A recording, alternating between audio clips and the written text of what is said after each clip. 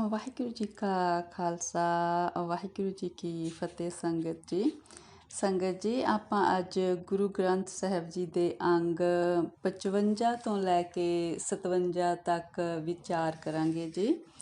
ਗੁਰੂ ਨਾਨਕ ਪਾਤਸ਼ਾਹ ਜੀ ਦੀ ਬਾਣੀ ਅਸ਼ਟਪਦੀਆਂ ਵਿੱਚ ਚੱਲ ਰਹੀ ਹੈ ਜੀ। ਫਿਰ ਆਪਾਂ ਤਕਰੀਬਨ ਹਰ ਰੋਜ਼ 2 ਅਸ਼ਟਪਦੀਆਂ 'ਤੇ ਵਿਚਾਰ ਕਰਦੇ ਹਾਂ ਜੀ।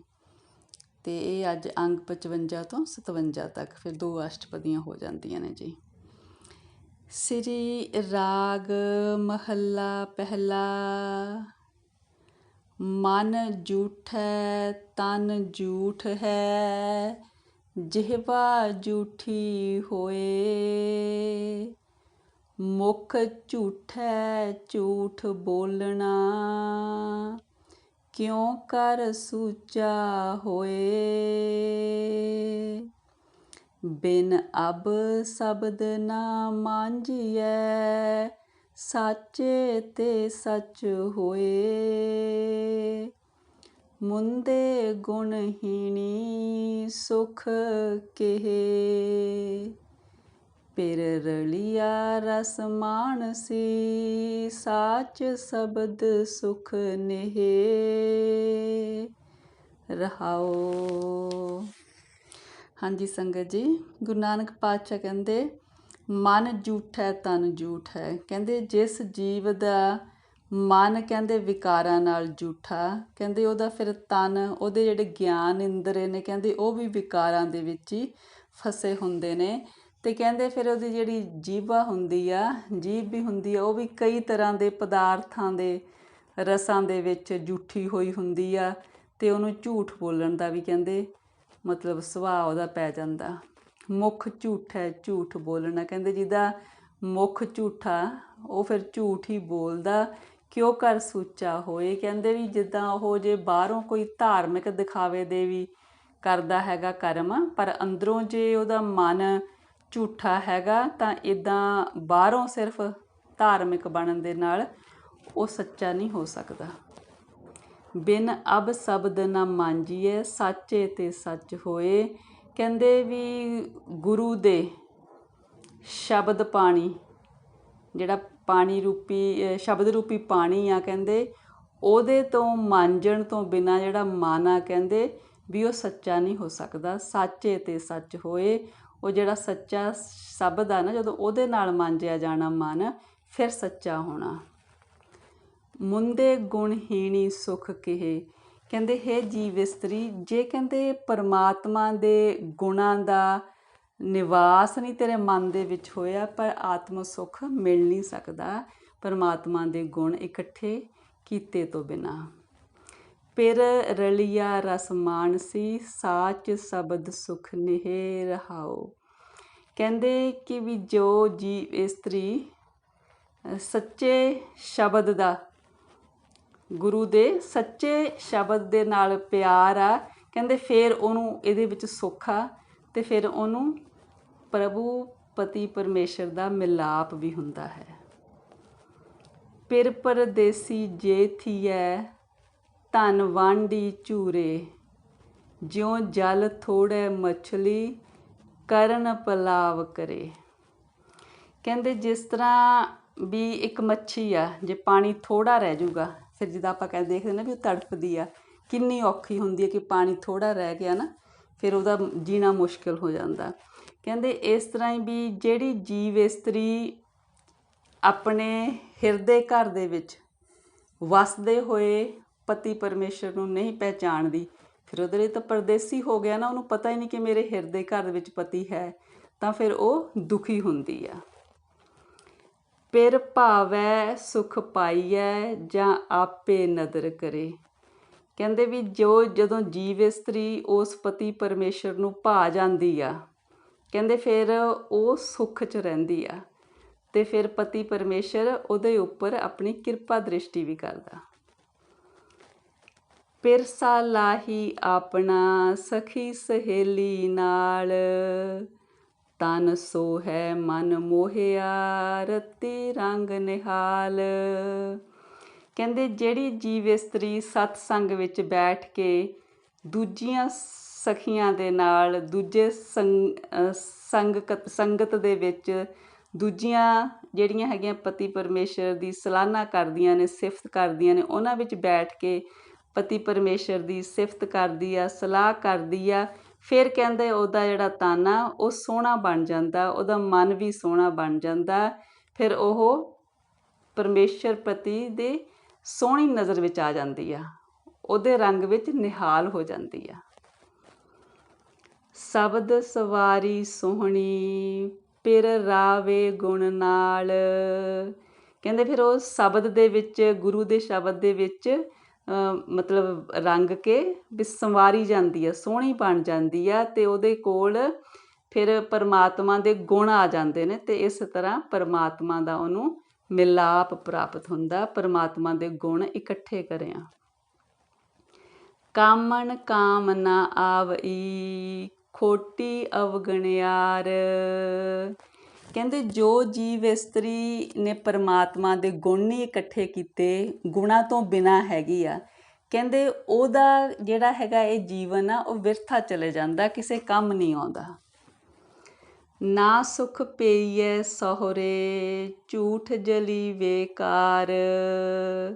ਕਹਿੰਦੇ ਜੋ ਔਗਣਵੰਤੀ ਜੀਵ ਆ, ਜਿਹੜਾ ਜਿਹਨੇ ਗੁਣ ਨਹੀਂ ਇਕੱਠੇ ਕੀਤੇ ਪਰਮਾਤਮਾ ਦੇ, ਉਹਨੂੰ ਕਹਿੰਦੇ ਨਾ ਇਸ ਲੋਕ ਦੇ ਵਿੱਚ ਸੁੱਖ ਆ, ਨਾ ਉਹਨੂੰ ਪਰਲੋਕ ਦੇ ਵਿੱਚ ਸੁੱਖ ਆ। ਉਹ ਵਿਕਾਰਾਂ ਦੇ ਵਿੱਚ ਹੀ ਜਲ ਕੇ ਉਹਦਾ ਜੀਵਨ ਵਿਅਰਥ ਚਲੇ ਜਾਂਦਾ। ਆਵਣ ਵੰਜਣ ਡਾਖੜੋ ਛੋਡੀ ਕੰਤ ਵਿਸਾਰ। ਕਹਿੰਦੇ ਜਿਸ ਜੀਵ ਇਸਤਰੀ ਨੇ ਪ੍ਰਭੂ ਪਰਮਾਤਮਾ ਦੇ ਗੁਣ ਇਕੱਠੇ ਨਹੀਂ ਕੀਤੇ, ਉਹ ਜਨਮ ਮਰਨ ਦੇ ਦੁੱਖ ਦੇ ਵਿੱਚ ਰਹਿੰਦੀ ਆ, ਕਿਉਂਕਿ ਪਰਮਾਤਮਾ ਨੇ ਉਹਨੂੰ ਵਿਸਾਰ ਦਿੱਤਾ ਹੁੰਦਾ, ਪਰਮਾਤਮਾ ਉਹਨੂੰ ਯਾਦ ਨਹੀਂ ਰੱਖਦਾ। ਪਿਰਕੀ ਨਾਰ ਸੁਹਾਵਣੀ ਮੁੱਤੀ ਸੋ ਕਿਤ ਸਾਧ। ਕਹਿੰਦੇ ਜਿਹੜੀ ਜੀਵ ਇਸਤਰੀ ਪ੍ਰਭੂ ਪ੍ਰਤੀ ਦੀ ਸੁਹਾਵਣੀ ਨਾਰ ਸੀ, ਸੁਹਾਗਣ ਸੀਗੀ, ਕਹਿੰਦੇ ਉਹ ਹੁਣ ਕਹਿੰਦੇ ਵੀ ਕਿਉਂ ਠੱਗੀ ਗਈ ਵਿਕਾਰਾਂ ਦੇ ਵਿੱਚ, ਕੀ ਹੋ ਗਿਆ ਕਿ ਉਹਨੂੰ ਵਿਕਾਰਾਂ ਨੇ ਠੱਗ ਲਿਆ। ਫਿਰ ਕਹਿੰਦੇ ਨੇ ਪਿਰਕੈ ਕਾਮ ਨ ਆਵਈ ਬੋਲੇ ਫਾਦਲ ਬਾਦ। ਕਹਿੰਦੇ ਉਹ ਹੁਣ ਪਰਮਾਤਮਾ ਦਾ ਨਾਂ ਨਹੀਂ ਲੈਂਦੀ, ਉਹ ਫਜ਼ੂਲ ਦੀਆਂ ਗੱਲਾਂ ਕਰਦੀ ਆ, ਇਸ ਕਰਕੇ ਪਤੀ ਪਰਮੇਸ਼ਰ ਦੇ ਉਹ ਪਸੰਦ ਨਹੀਂ ਗੀ, ਕਿਉਂਕਿ ਉਹ ਪਰਮਾਤਮਾ ਦਾ ਨਾਂ ਨਹੀਂ ਲੈਂਦੀ। ਦਰ ਕਰ ਢੋਈ ਨਾ ਲਹੈ ਛੂਟੀ ਦੂਜੈ ਸਾਧ। ਕਹਿੰਦੇ ਜੋ ਜੀਵ ਇਸਤਰੀ ਮਾਇਆ ਦੇ ਸਵਾਦ ਦੇ ਵਿੱਚ ਰੰਗੀ ਜਾਂਦੀ ਆ, ਤਾਂ ਉਹਨੂੰ ਫਿਰ ਪਰਮਾਤਮਾ ਦੇ ਦਰ ਘਰ ਵਿੱਚ ਢੋਈ ਨਹੀਂ ਮਿਲਦੀ।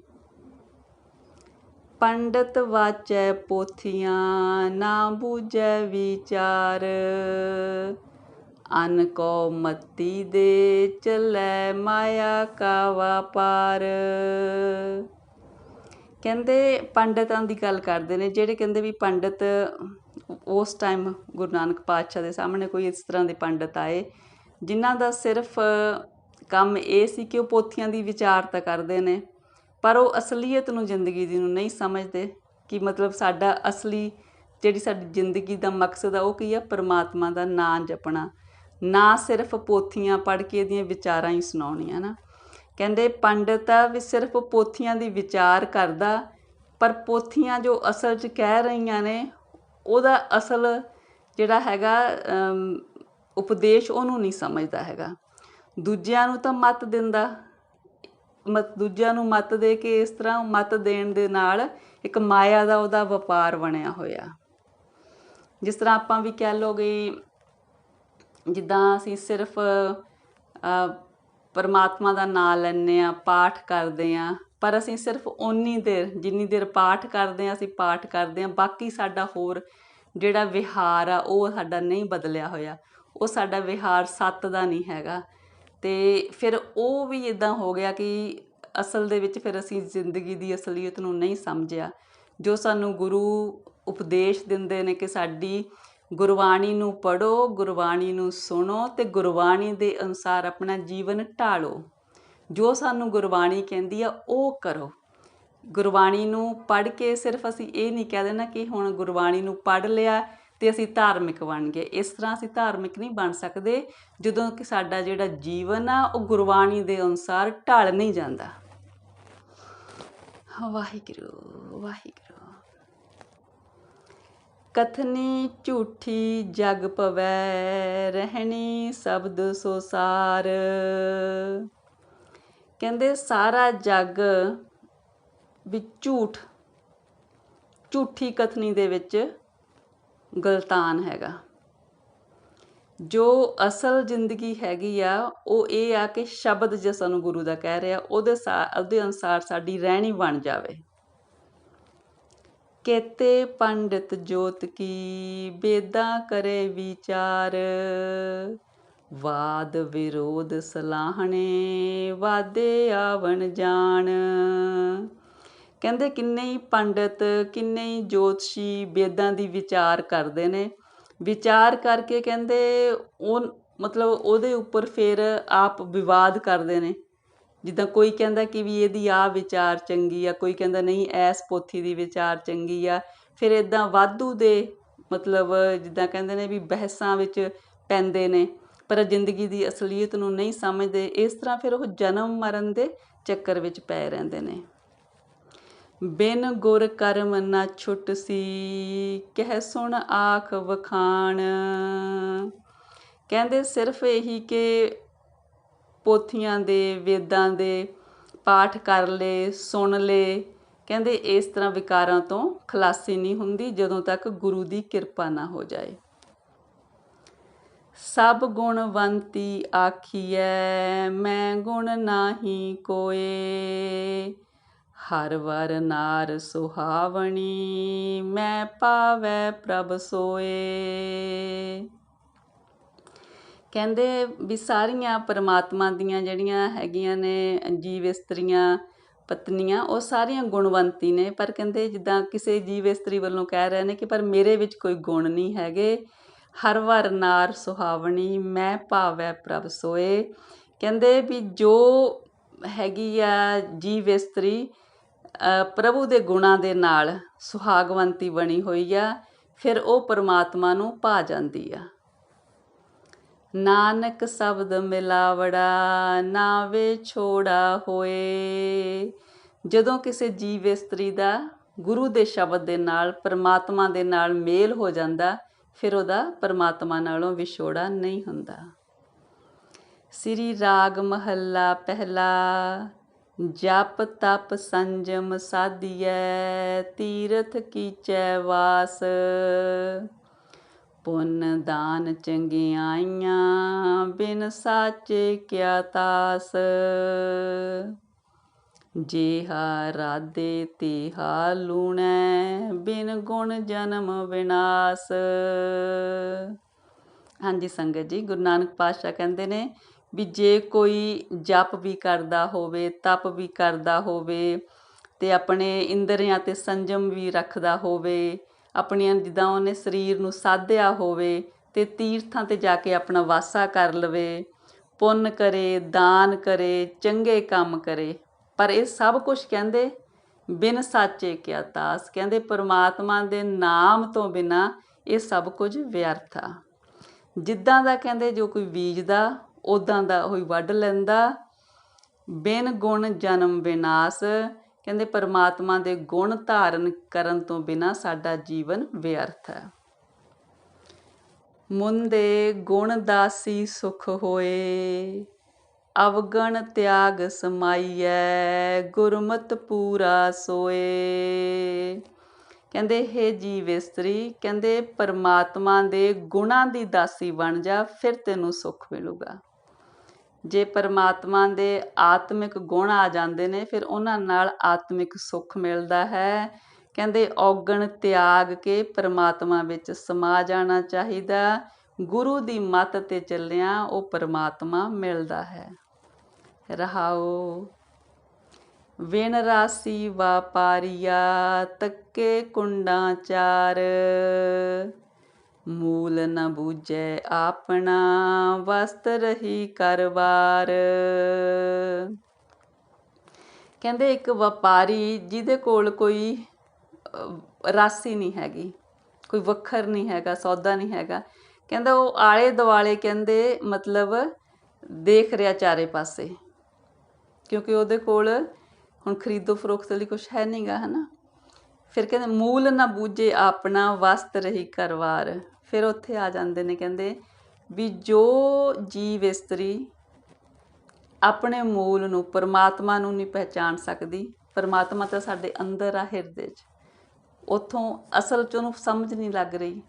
ਜੇ ਉਹ ਉਸ ਨੂੰ ਇਸ ਗੱਲ ਦੀ ਸਮਝ ਨਹੀਂ ਲੱਗੀ ਕਿ ਮੇਰੇ ਅੰਦਰ ਹੀ ਪਰਮਾਤਮਾ ਹੈਗਾ, ਅਤੇ ਇਸ ਗੱਲ ਦੀ ਸਮਝ ਨਹੀਂ ਹੈਗੀ, ਅਤੇ ਆਲੇ ਦੁਆਲੇ ਮਤਲਬ ਭਾਲਦੀ ਫਿਰਦੀ ਆ। ਵਿਣ ਵੱਖਰ ਦੁੱਖ ਅਗਲਾ, ਕੂੜ ਮੁੱਠੀ ਕੁੜਿਆਰ। ਫਿਰ ਕਹਿੰਦੇ ਉਸ ਅਸਲੀ ਖਜ਼ਾਨੇ ਤੋਂ ਬਿਨਾਂ, ਪਰਮਾਤਮਾ ਦੇ ਨਾਮ ਤੋਂ ਬਿਨਾਂ ਬੜਾ ਦੁੱਖ ਲੱਗਦਾ। ਕਹਿੰਦੇ ਇਸ ਤਰ੍ਹਾਂ, ਕਹਿੰਦੇ ਜਿਸ ਤਰ੍ਹਾਂ ਝੂਠ ਨੇ ਕਹਿੰਦੇ ਉਸ ਨੂੰ ਝੂਠੀ ਬਣਾ ਦਿੱਤਾ, ਠੱਗ ਲਿਆ। ਲਾਹਾ ਅਹਨਿਸ ਨੌਤਨਾ, ਪਰਖੇ ਰਤਨ ਵਿਚਾਰ। ਕਹਿੰਦੇ ਜੋ ਜੀਵ ਇਸਤਰੀ ਆਪਣੇ ਅੰਦਰ ਨਾਮ ਰਤਨ ਦੀ ਪਰਖ ਕਰਦੀ ਆ, ਵਿਚਾਰ ਕਰਦੀ ਆ, ਕਹਿੰਦੇ ਉਹਨੂੰ ਹਰ ਰੋਜ਼ ਹੀ ਨਵਾਂ ਲਾਹਾ ਮਿਲਦਾ। ਵਸਤ ਲਹੇ ਕਰ ਆਪਣੇ, ਚੱਲੈ ਕਾਰਜ ਸਾਰ। ਫਿਰ ਕਹਿੰਦੇ ਉਹ ਆਪਣੇ ਅੰਦਰ ਬੈਠੇ ਪਰਮਾਤਮਾ ਨੂੰ ਪਹਿਚਾਣ ਲੈਂਦੀ ਆ ਅਤੇ ਆਪਣਾ ਜੀਵਨ ਸਫਲਾ ਕਰਕੇ ਜਾਂਦੀ ਆ। ਵਣਜਾਰਿਆਂ ਸਿਉ ਵਣਜ ਕਰ, ਗੁਰਮੁਖ ਬ੍ਰਹਮ ਵਿਚਾਰ। ਕਹਿੰਦੇ ਹੋਰ ਵਣਜਾਰੇ, ਹੋਰ ਸਤਸੰਗੀ, ਉਹਨਾਂ ਦੇ ਨਾਲ ਰਲ ਕੇ ਪਰਮਾਤਮਾ ਦੇ ਨਾਮ ਦਾ ਵਪਾਰ ਕਰੋ, ਅਤੇ ਕਹਿੰਦੇ ਗੁਰੂ ਦੇ ਸਨਮੁਖ ਰਹਿ ਕੇ ਉਸ ਪਰਮਾਤਮਾ ਦੇ ਗੁਣਾਂ ਦੀ ਵਿਚਾਰ ਕਰੋ। ਸੰਤਾਂ ਸੰਗਤ ਪਾਈਐ, ਜੇ ਮੇਲੇ ਮੇਲਣਹਾਰ। ਕਹਿੰਦੇ ਜੇ ਉਹ ਪਰਮਾਤਮਾ ਸਾਨੂੰ ਆਪਣੇ ਨਾਲ ਮਿਲਣਾ ਚਾਹੇ, ਕਹਿੰਦੇ ਸੰਤਾਂ ਦੀ ਸੰਗਤ ਵਿੱਚ ਆ ਕੇ ਸਾਨੂੰ ਮੇਲ ਲੈਂਦਾ ਆਪਣੇ ਨਾਲ। ਮਿਲਿਆ ਹੋਏ ਨਾ ਵਿਛੜੈ, ਜਿਸ ਅੰਤਰ ਜੋਤ ਅਪਾਰ। ਕਹਿੰਦੇ ਜਿਸ ਜੀਵ ਦੇ ਅੰਦਰ ਉਸ ਪਰਮਾਤਮਾ ਦੀ ਜੋਤ ਜਗ ਪੈਂਦੀ ਆ, ਕਹਿੰਦੇ ਉਹ ਫਿਰ ਪਰਮਾਤਮਾ ਦੇ ਨਾਲੋਂ ਮਿਲਿਆ ਹੋਇਆ ਵਿਛੜਦਾ ਨੀਗਾ। ਸੱਚੈ ਆਸਣ ਸੱਚ ਰਹੈ, ਸੱਚੈ ਪ੍ਰੇਮ ਪਿਆਰ। ਫਿਰ ਕਹਿੰਦੇ ਉਹਨੂੰ ਸੱਚੇ ਦਾ ਆਸਣ ਪਤਾ ਲੱਗ ਜਾਂਦਾ ਵੀ ਕਿੱਥੇ ਹੈਗਾ, ਫਿਰ ਉਹ ਉਸ ਸੱਚੇ ਦੇ ਨਾਲ ਪ੍ਰੇਮ ਪਿਆਰ ਪਾ ਕੇ ਉੱਥੇ ਹਿਰਦੇ ਘਰ ਵਿੱਚ ਆਪਣੇ ਸੱਚੇ ਦੇ ਨਾਲ ਰਹਿੰਦਾ। ਜਿਨੀ ਆਪ ਪਛਾਣਿਆ, ਘਰ ਮਹਿ ਮਹਿਲ ਸੁਥਾਏ। ਸੱਚੇ ਸੇਤੀ ਰਤਿਆਂ, ਸੱਚੋ ਪੱਲੇ ਪਾਏ। ਕਹਿੰਦੇ ਜਿਹਨੇ ਆਪਣੇ ਹਿਰਦੇ ਘਰ ਵਿੱਚ ਉਸ ਪਰਮਾਤਮਾ ਦੇ ਮਹਿਲ ਦੀ ਪਹਿਚਾਣ ਕਰ ਲਈ ਹੈ ਕਿ ਪਰਮਾਤਮਾ ਮੇਰੇ ਅੰਦਰ ਹਿਰਦੇ ਘਰ ਦੇ ਮਹਿਲ ਵਿੱਚ ਹੈ, ਅਤੇ ਫਿਰ ਕਹਿੰਦੇ ਸੱਚੇ ਦੇ ਸ਼ਬਦ ਦੇ ਵਿੱਚ ਰਚ ਕੇ ਉਹਨੂੰ ਸੱਚੇ ਪਰਮਾਤਮਾ ਦੀ ਪ੍ਰਾਪਤੀ ਹੋ ਜਾਂਦੀ ਆ। ਤਿਰਭਵਨ ਸੋ ਪ੍ਰਭ ਜਾਣੀਐ, ਸਾਚੋ ਸਾਚੇ ਨਾਏ। ਕਹਿੰਦੇ ਜੋ ਉਹ ਸੱਚੇ ਪਰਮਾਤਮਾ ਦੇ ਨਾਂ ਦੇ ਵਿੱਚ ਰਚ ਕੇ ਸੱਚੇ ਹੋ ਜਾਂਦੇ ਨੇ, ਕਹਿੰਦੇ ਉਹ ਫਿਰ ਉਸ ਤਿੰਨਾਂ ਭਵਨਾਂ ਦੇ ਵਿੱਚ ਵਿਆਪਕ ਪਰਮਾਤਮਾ ਦੇ ਨਾਲ ਜਾਣ ਪਛਾਣ ਕਰ ਲੈਂਦੇ ਨੇ। ਸਾਤਨ ਖਰੀ ਸੁਹਾਵਣੀ, ਜਿਨ ਪਿਰ ਜਾਤਾ ਸੰਗ। ਮਹਿਲੀ ਮਹਿਲ ਬੁਲਾਈਐ, ਸੋ ਪਿਰ ਰਾਵੇ ਰੰਗ। ਕਹਿੰਦੇ ਉਹ ਜੀਵ ਇਸਤਰੀ ਜਿਹਨੂੰ ਕਹਿੰਦੇ ਇਸ ਗੱਲ ਦਾ ਅਹਿਸਾਸ ਹੋ ਜਾਂਦਾ ਕਿ ਪਰਮਾਤਮਾ ਸਦਾ ਮੇਰੇ ਅੰਗ ਸੰਗ ਆ, ਕਹਿੰਦੇ ਫਿਰ ਪਰਮਾਤਮਾ ਉਸ ਨੂੰ ਆਪਣੇ ਘਰ ਮਹਿਲ ਵਿੱਚ ਬੁਲਾਉਂਦਾ ਹੈ ਅਤੇ ਪਰਮਾਤਮਾ ਦਾ ਉਹਨੂੰ ਮਿਲਾਪ ਪ੍ਰਾਪਤ ਹੁੰਦਾ ਹੈ। ਪਰਮਾਤਮਾ ਦਾ ਘਰ ਮਹਿਲ ਕੀ ਆ? ਸਾਡਾ ਹਿਰਦਾ। ਸੱਚ ਸੁਹਾਗਣ ਸਾ ਭਲੀ, ਪਿਰ ਮੋਹੀ ਗੁਣ ਸੰਗ। ਕਹਿੰਦੇ ਉਹ ਸੁਹਾਗਣ ਇਸਤਰੀ ਪ੍ਰਭੂ ਪਤੀ ਦੀ ਸੁਹਾਗਣ ਆ ਅਤੇ ਸੋਹਣੀ ਆ, ਕਹਿੰਦੇ ਜਿਹਨੇ ਆਪਣੇ ਗੁਣਾਂ ਦੇ ਨਾਲ ਉਸ ਪ੍ਰਭੂ ਪਤੀ ਦਾ ਦਿਲ ਮੋਹ ਲਿਆ, ਮਨ ਮੋਹ ਲਿਆ। ਭੂਲੀ ਭੂਲੀ ਥਲ ਚੜਾਂ, ਥਲ ਚੜ ਡੂਗਰ ਜਾਓ, ਬਨ ਮਹਿ ਭੂਲੀ ਜੇ ਫਿਰਾਂ, ਬਿਨ ਗੁਰ ਬੂਝ ਨ ਪਾਓ।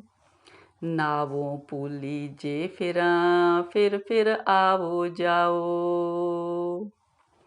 ਕਹਿੰਦੇ ਜੋ ਕੋਈ ਜੀਵ ਪਰਮਾਤਮਾ ਨੂੰ ਲੱਭਦਾ, ਕਦੇ ਧਰਤੀ 'ਤੇ ਜਾਂਦਾ, ਕਦੇ ਪਹਾੜ 'ਤੇ ਜਾਂਦਾ, ਫਿਰ ਕਦੇ ਗੁਫਾ 'ਤੇ ਜਾਂਦਾ, ਕਦੇ ਜੰਗਲਾਂ 'ਚ ਜਾਂਦਾ, ਪਰ ਕਹਿੰਦੇ ਗੁਰੂ ਤੋਂ ਬਿਨਾਂ ਕਹਿੰਦੇ ਉਸ ਪਰਮਾਤਮਾ ਨੂੰ ਬੁੱਝਿਆ ਨਹੀਂ ਜਾਂਦਾ। ਕਹਿੰਦੇ ਜੇ ਅਸੀਂ ਪਰਮਾਤਮਾ ਦੇ ਨਾਂ ਨੂੰ ਭੁਲਾ ਦਿੰਦੇ ਹਾਂ, ਫਿਰ ਅਸੀਂ ਜਨਮ ਮਰਨ ਦੇ ਗੇੜ ਵਿੱਚ ਪਏ ਰਹਿੰਦੇ ਹਾਂ। ਪੁੱਛੋ ਜਾਏ ਪਧਾਊਆ, ਚੱਲੇ ਚਾਕਰ ਹੋਏ, ਰਾਜਨ ਜਾਣੈ ਆਪਣਾ, ਦਰ ਕਰ ਠਾਕ ਨ ਹੋਏ। ਨਾਨਕ ਏਕੋ ਰਵ ਰਿਹਾ, ਦੂਜਾ ਅਵਰ ਨ ਕੋਏ।